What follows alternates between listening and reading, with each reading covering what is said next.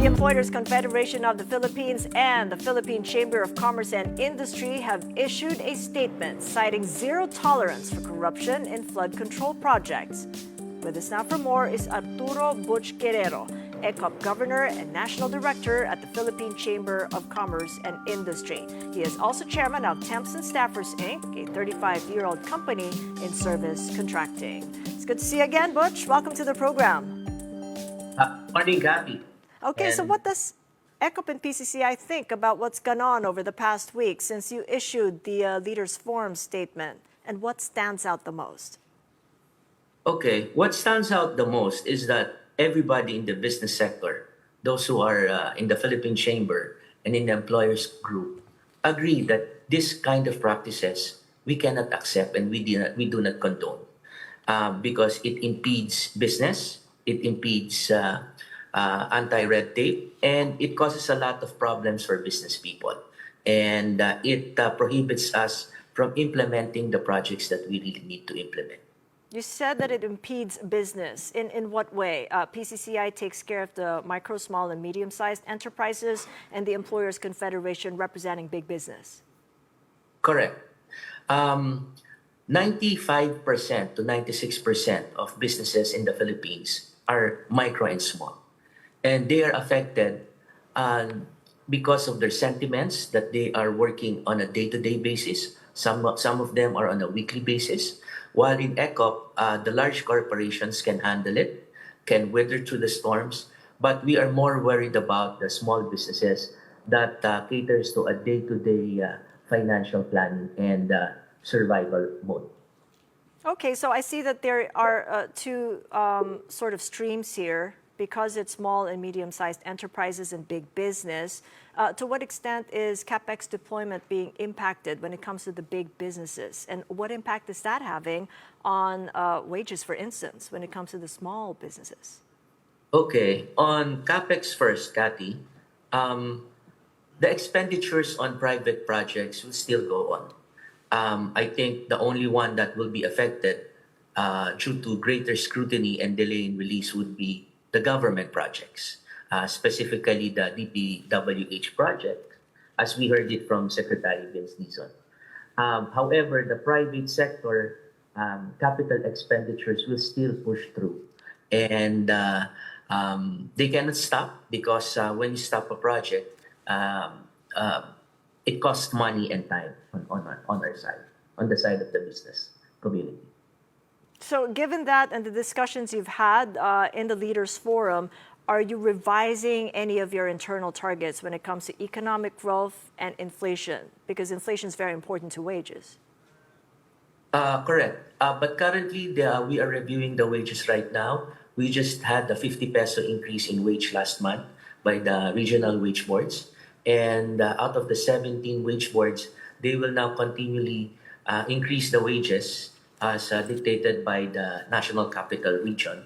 And this is in line with the inflation targets, previous inflation targets. But it's too early to tell right now what is happening and the effect of his Senate hearings. But I think we are still in the level of, we are all surprised. We are all aghasted, if I may use that word. And this goes down to the minimum wage earner down to the Filipino people.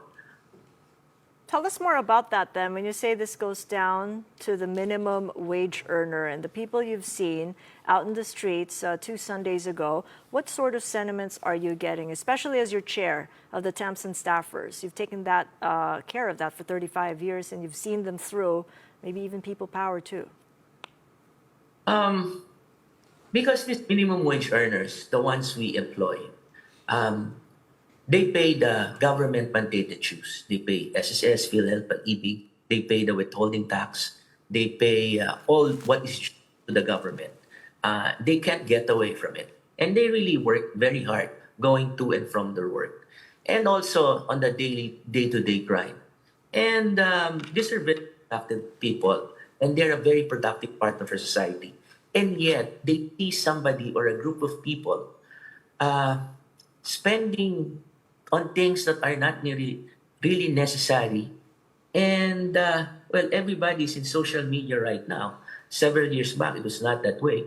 And they can see the big difference. And they can see the different values that are being shown on social media.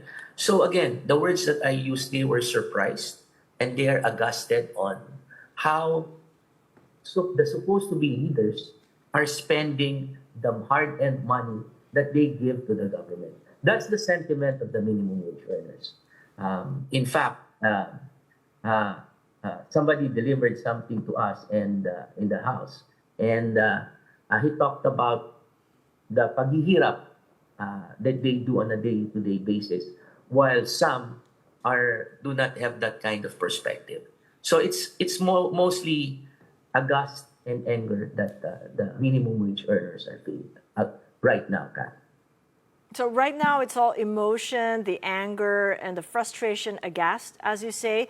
When does that graduate towards a little bit more and understanding the impact it could have on the business, on wages, on jobs? Wow, that's a lot.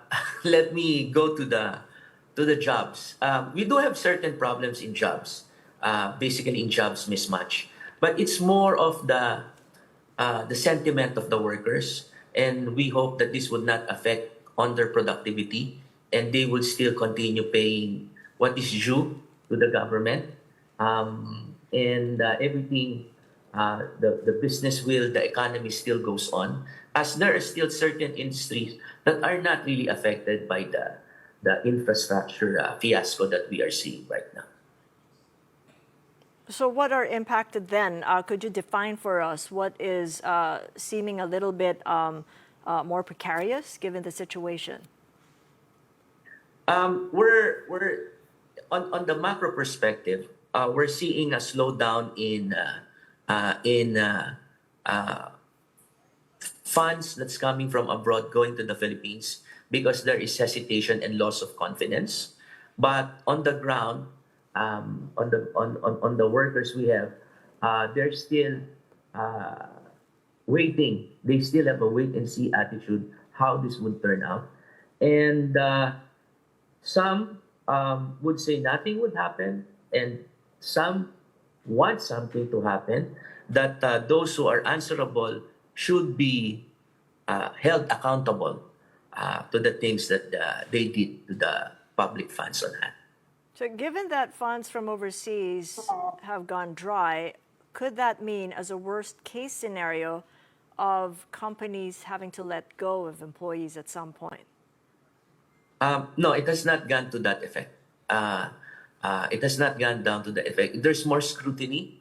There's more delay in releases.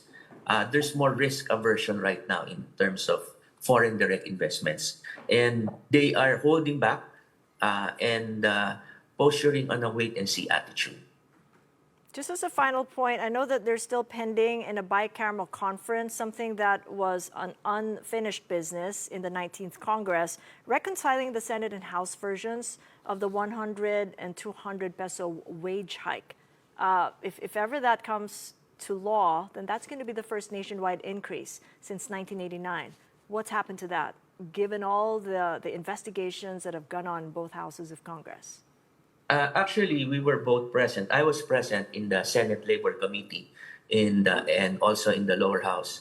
They refiled all the bills, but since the regional wage boards are now increasing the wages, we are hoping, the business community, that this is moot and academic already. But what is concerning to us is the abolition of the wage boards that is being proposed by several lawmakers. And we are going against that. Instead of abolishing the wage boards, we have a stance of reviewing the effectivity of the 17 regional wage boards we have. All right. Well, that is clear for us. Thank you so much, Butch, for your insights. All the hearings in the labor hearings in the Senate and in the lower house have stopped because there was a change in leadership from Senator Amy Marcos to Senator Raffy Tulfo on the Senate Labor Committee. And Jojo Revilla, the son of Bong Revilla, has not yet called any labor hearings since all this Got that. So flood we're hearing. also in a wait and see then on what happens next with the regional wage boards. Thank you so much for your insights, you. Butch Guerrero of ECOP and PCCI.